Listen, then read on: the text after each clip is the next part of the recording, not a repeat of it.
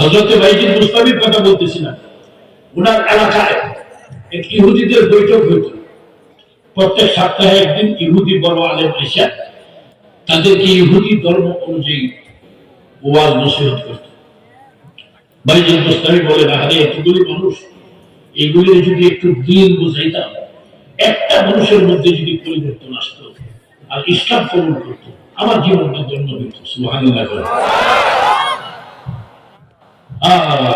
বড়দের বড় চিন্তা, কিন্তু চাইতে পারেন না সব ইহুদি উনি এখানে শুরু। তাদের মধ্যে গেলে কি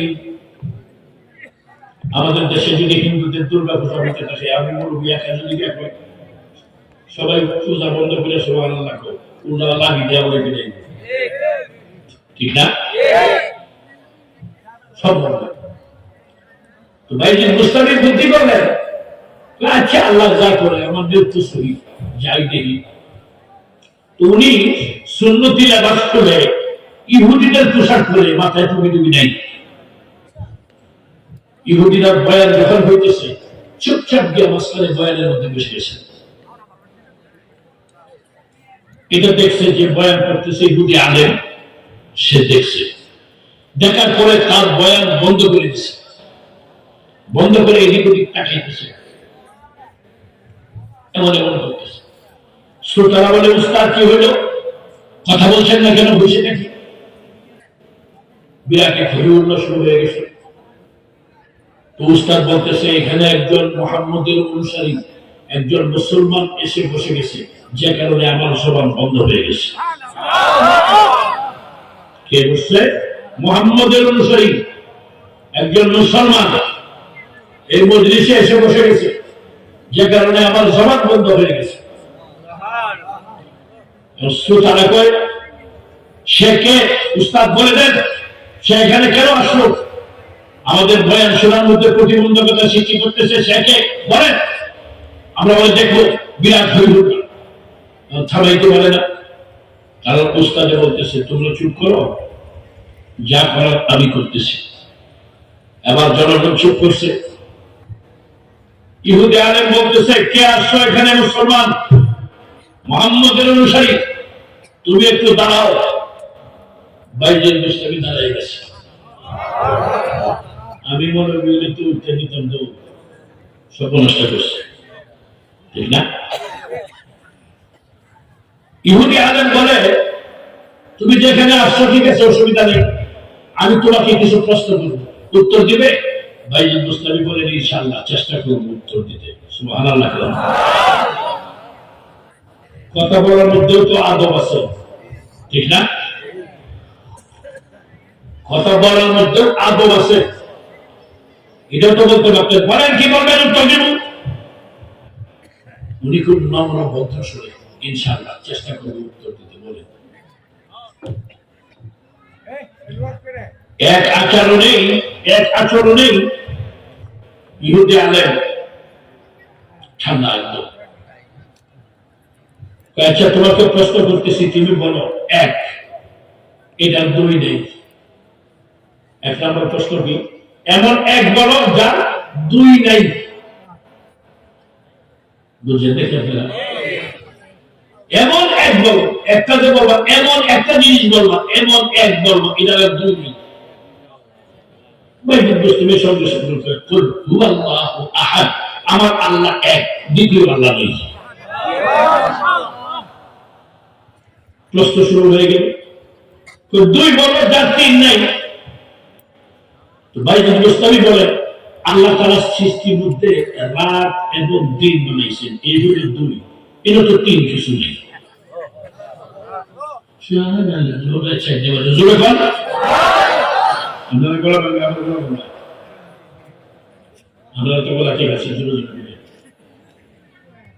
বাইজিদ বুস্তামি বলেন, রাত এবং দিন এই দুই, এর তিন নাই। ইহুদি আলেম বলে, তিন বলো যার চার নাই। বাইজিদ বুস্তামি বলেন, আল্লাহর আরশ, কুরসি, কলম, এই তিন, এর চার নেই। ইহুদি আলেম বলে, চার বলো যার পাঁচ নাই। তাওরাত, জবুর, ইনজিল, কুরআন, আসমানি বড় বড় কিতাব চারটা, পাঁচটা না। এমন পাঁচ বলো যার ছয় নাই। আল্লাহ তাআলা উম্মতে মুহাম্মদের উপর 5 ওয়াক্ত নামাজ ফরজ করেছেন 6 নাই। ইহুদি আলেম বলে 6 বলো যার 7 নাই।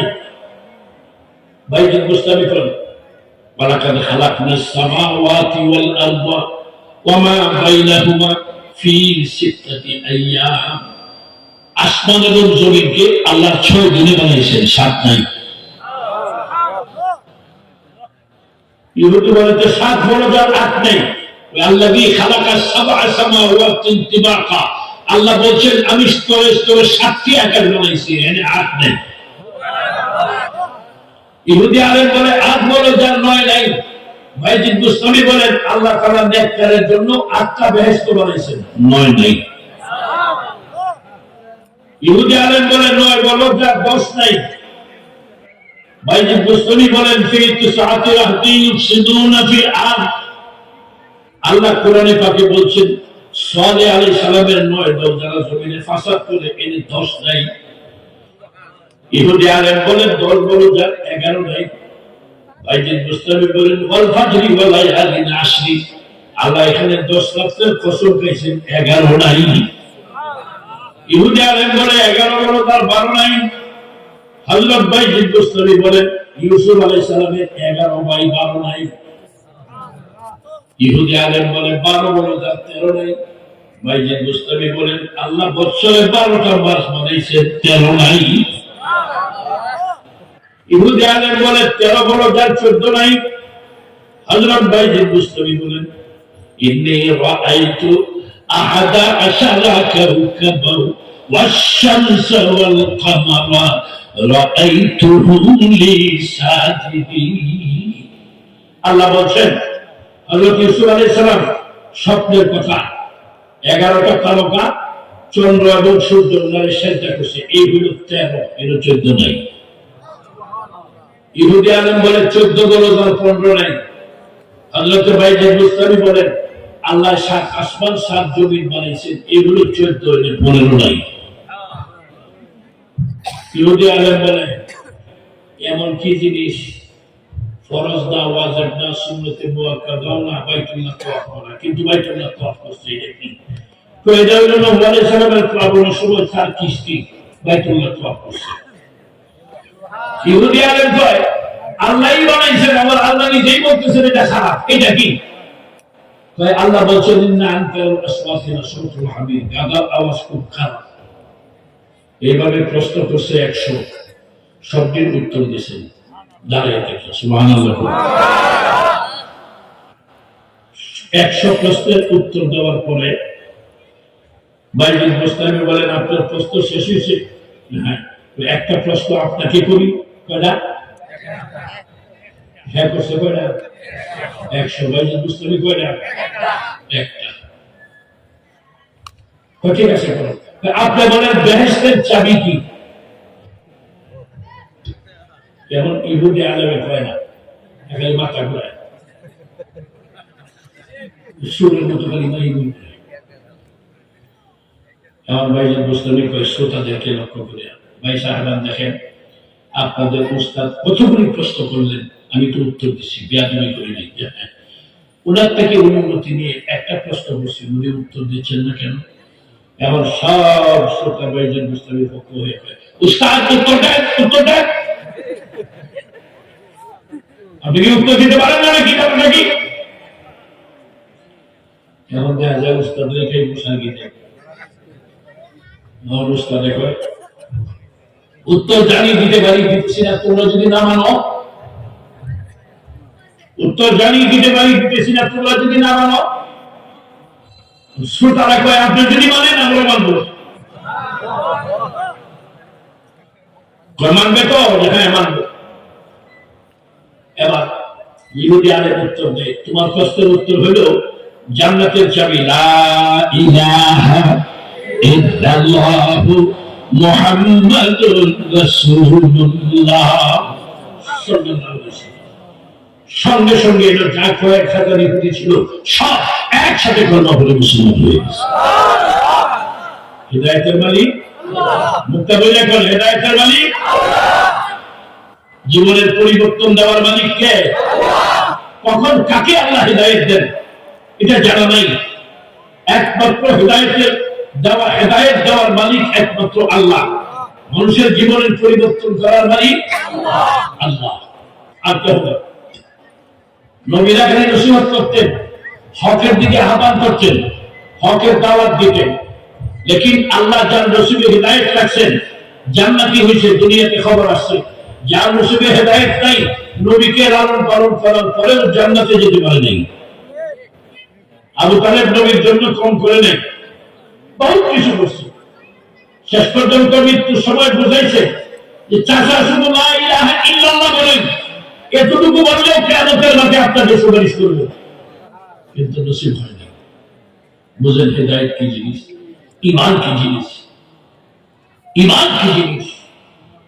এজন্য আমাদের সবচেয়ে বড় সম্পদ ঈমান। সমস্ত নবীগণের একই দাওয়াত ছিল ঈমান। এই জন্যই আল্লাহ আমাদেরকে জগতে পাঠাইছেন তার ইবাদত করতে। আর কোন কাজ নাই দুনিয়াতে, কোন কাজ নাই। কাজ একটাই, জমিনের মধ্যে আমরা করবো আল্লাহর ইবাদত, জমিনে কায়েম করবো খিলাফত। এই দুই কাজের জন্য মানুষকে আল্লাহ জগতে পাঠাইছে। ইবাদত, খিলাফত। ইবাদতটা প্রাধান্য।